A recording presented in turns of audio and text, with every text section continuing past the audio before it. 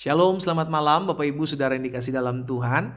Sukacita bagi saya, Pastor Glenn Latuheru, dapat menyapa setiap umat Tuhan dimanapun Bapak Ibu Saudara berada malam hari ini melalui program Bible and Bed. Kita akan sama-sama merenungkan firman Tuhan sebelum kita beristirahat, tentunya Saudara yang dikasih dalam Tuhan, agar setiap hari kita terus dibekali baik pagi maupun malam hari sebelum kita beristirahat.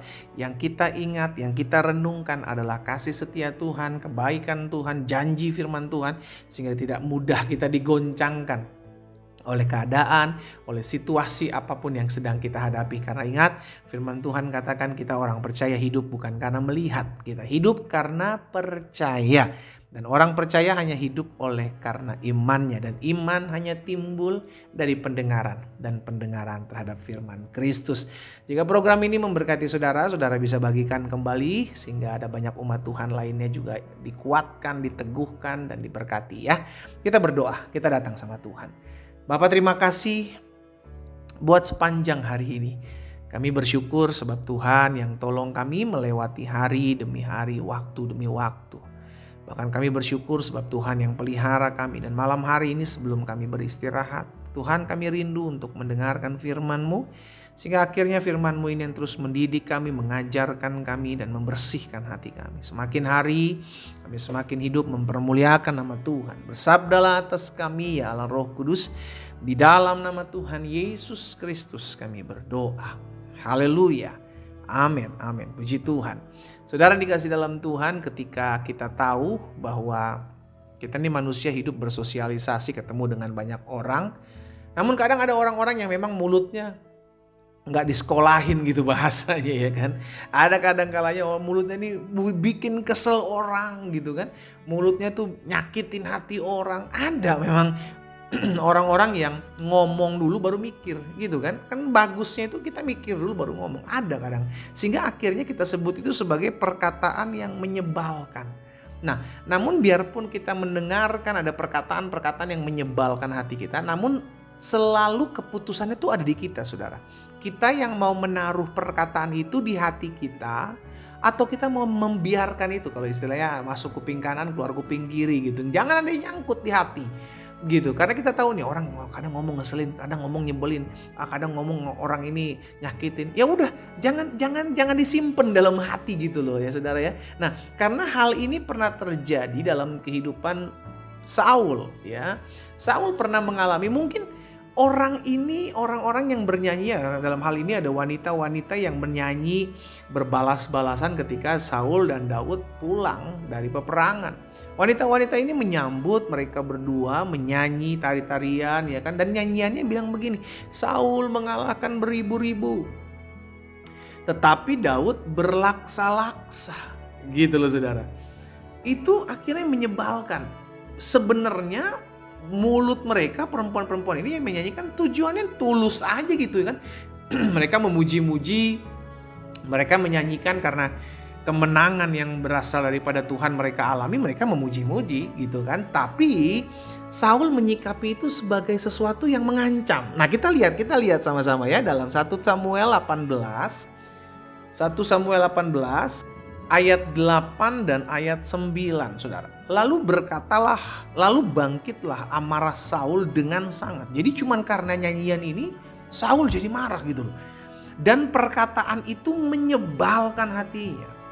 Sebab pikirnya, lihat, tadi nyanyian itu gak dimaksudkan untuk menyakiti hati Saul, tetapi karena memang hatinya dia sebel, perkataan itu menurut dia menyebalkan, akhirnya dia berpikir yang aneh-aneh gitu. Akhirnya dia berpikir begini, firman Tuhan katakan begini, sebab pikirnya kepada Daud diperhitungkan mereka berlaksa-laksa, tetapi kepadaku diperhitungkan beribu-ribu. Akhir-akhirnya jabatan raja itu pun jatuh kepadanya. Itu pikiran dia. Dampaknya apa saudara? Ayat 9. Sejak hari itu maka Saul selalu mendengki Saul selalu mendengki Daud. Saul selalu benci kepada Daud. Daud gak buat apa-apa. Lucu kan? Daud gak berbuat apa-apa. Hanya Saul mendengarkan nyanyian wanita perempuan-perempuan ini. Saul mengalahkan beribu-ribu, tapi Daud berlaksa-laksa. Dia sebel. akhirnya dongkolnya dia, kesebalan hatinya dia yang dia taruh di hati dia itu menyebabkan dia jadi pribadi yang jahat. Saudara, hati-hati ya, hati-hati. Kalau ada perkataan-perkataan yang menurut engkau menyebalkan hatimu, saya nih kasih tahu, jangan kau simpan dalam hati. Jangan. Karena ketika kita menyimpan dalam hati, hidup kita jadi jahat.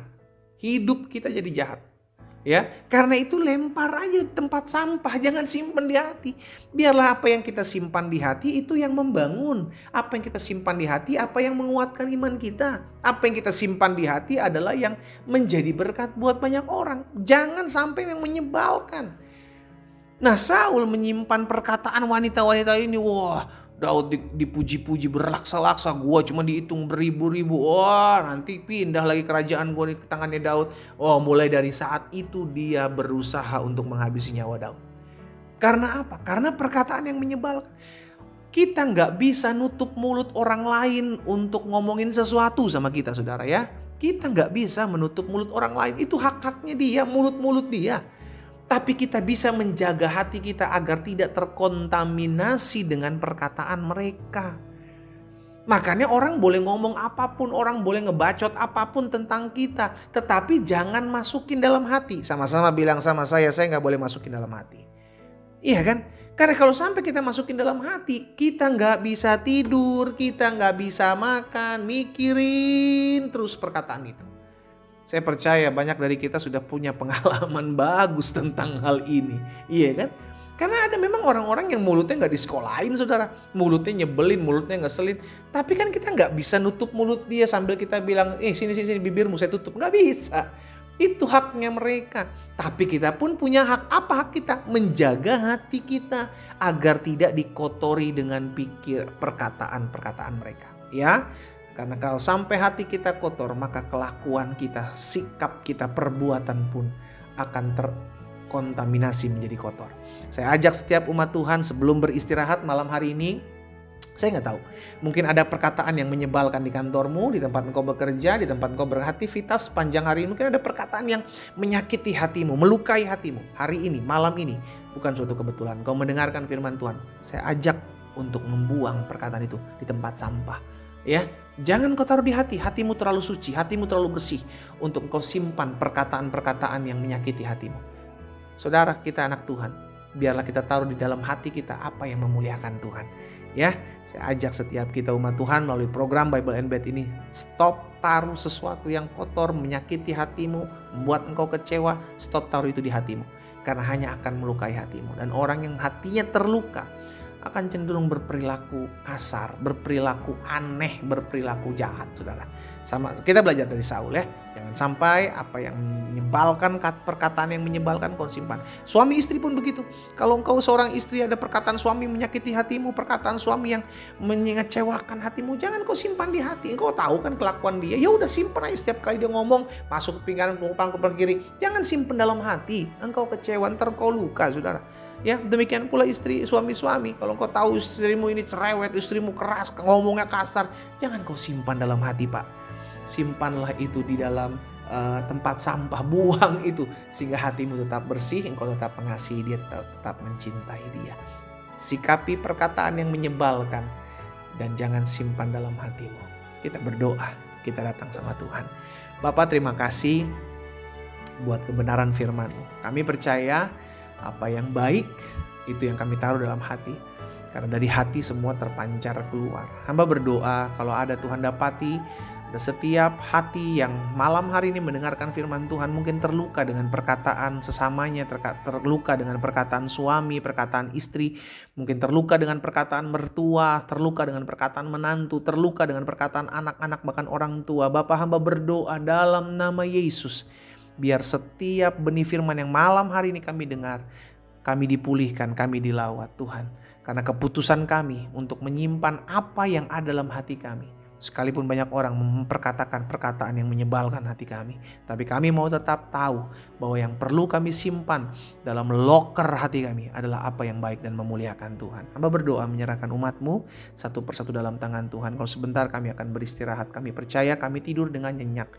Sebab hati kami ada dalam tangan Tuhan. Dalam nama Yesus Kristus Tuhan, kami berdoa bersyukur. Haleluya. Amin. Selamat beristirahat saudara yang dikasih dalam Tuhan. Selamat malam dan Tuhan Yesus memberkati.